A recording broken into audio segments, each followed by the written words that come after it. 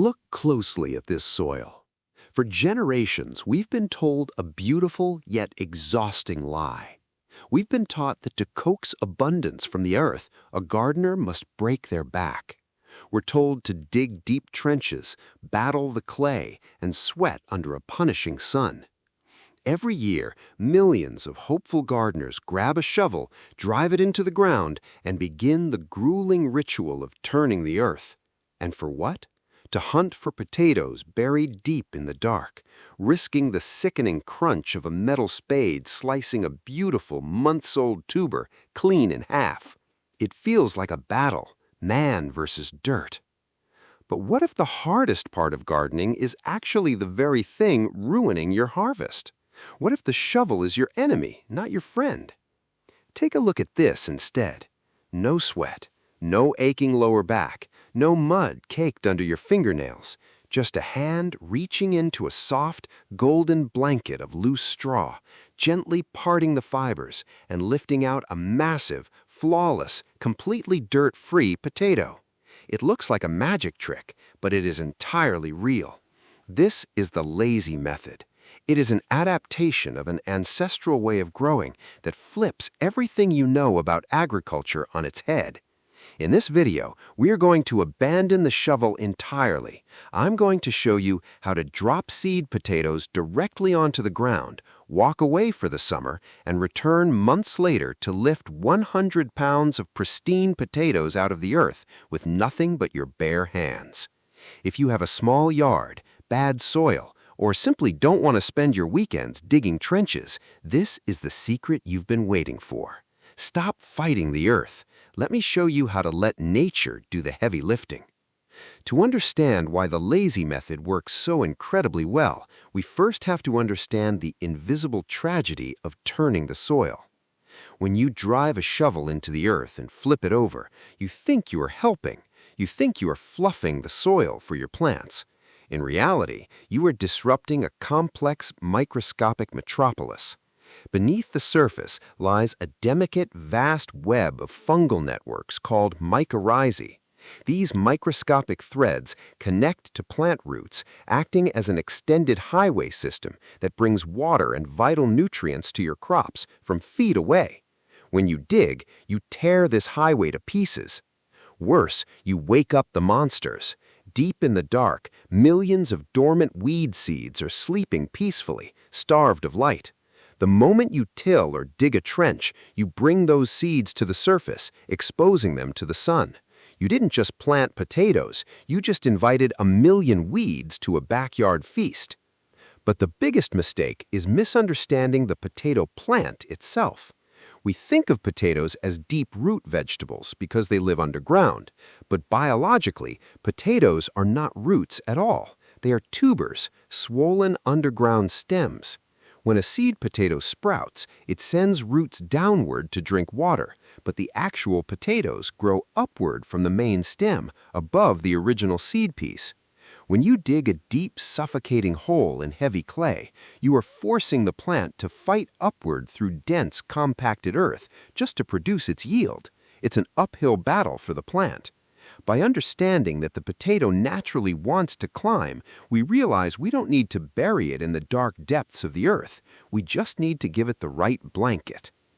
The foundation of a 100-pound harvest begins not with a tool, but with a piece of trash. To start this bed, we are using plain, unprinted, corrugated cardboard. No digging, no tilling, no pulling weeds. If you have a patch of wild grass or a stubborn weed bed, you simply lay the cardboard right on top of it, walk all over it to press it flat. This cardboard acts as a tactical shield. It completely blocks out the sunlight, suffocating the grass and weeds beneath it so they die and rot. But as they decompose, something beautiful happens.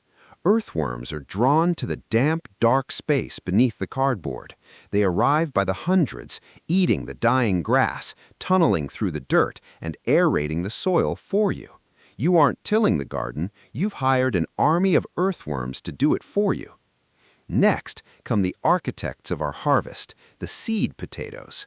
These have been chitted, left in a cool, bright room for a few weeks until sturdy green eyes begin to sprout from their skin. Instead of burying them, we simply place them directly on top of the cardboard, spaced about 12 inches apart. They look vulnerable, sitting out in the open air, but they won't be exposed for long. Now we lay down the magic ingredient, loose organic matter. This can be spoiled hay, clean agricultural straw, or shredded autumn leaves. We take armful after armful and pile it directly over the seed potatoes until we have a massive, fluffy blanket at least 12 inches deep. From the outside, it looks like a chaotic pile of straw, but underneath, a perfect microclimate has just been born. The potatoes are safe, insulated, and ready to explode. As the spring turned to summer, something remarkable happened inside our pile of straw. Within a couple of weeks, the powerful, vibrant green shoots of the potato plants easily pushed through the loose straw, basking in the sunlight. While traditional gardeners nearby were spending their weekends on their knees, sweating as they pulled stubborn weeds from their dirt beds, this patch remained completely silent and peaceful.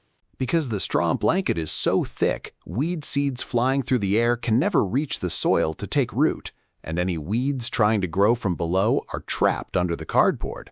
Maintenance becomes a ghost story. It simply doesn't exist. But what about hilling? In traditional gardening, as the potato plant grows taller, you have to shovel heavy dirt around the base of the stem to protect the shallow tubers from the sun. If sunlight hits a developing potato, it turns green and becomes toxic. Shoveling that dirt is brutal, exhausting work. In our lazy system, hilling takes seconds.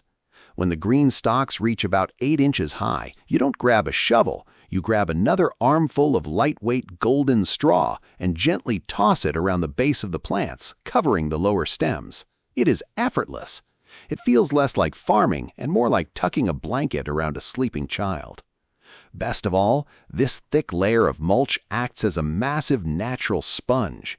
It locks in the moisture from the morning dew and rare rainfalls, keeping the ground underneath perfectly damp. Throughout the entire scorching summer, while other gardens dried out and cracked, this lazy bed required almost zero watering. The plants just drank, grew, and quietly built an empire of tubers beneath the straw. Summer has faded, the lush green potato vines have yellowed and died back, and the energy of the plant has retreated entirely into the earth. It is finally harvest day. Traditionally, this is the moment of dread. It's time to dig, pry, and sift through heavy, muddy clods of earth, praying you don't bruise the crop. But today, we brought no tools, no shovels, no gloves, just this heavy-duty hanging scale to see if our lazy experiment truly paid off. Let's step up to the weathered pile of straw. Look at this! The moment the straw is rolled back, a literal treasure chest is revealed. Resting right on top of the soil, completely clean and glowing in the sunlight, are clusters of massive, flawless potatoes. They aren't buried in mud. They're sitting there waiting to be picked like fruit from a tree. We begin to pull them up, one after another. Russets, Yukon golds, huge tubers the size of baking bricks, all completely free of scab and insect damage because they never had to fight the harsh pressures of compacted clay. They are pristine. Let's start piling them onto the scale. 10 pounds, 30, 60. The basket is overflowing, and we are still clearing the bed with nothing but our bare hands. It is a cascading avalanche of gold. 102 pounds of potatoes from a system that required zero digging, zero weeding, and almost no watering. Nature never uses a shovel. In the forest, life grows from the top down, fueled by the falling leaves and organic matter that blankets the earth. When you stop fighting the soil and start mimicking the forest floor, abundance ceases to be a chore. It becomes effortless. So drop the shovel, grab some straw, and let nature do the work for you.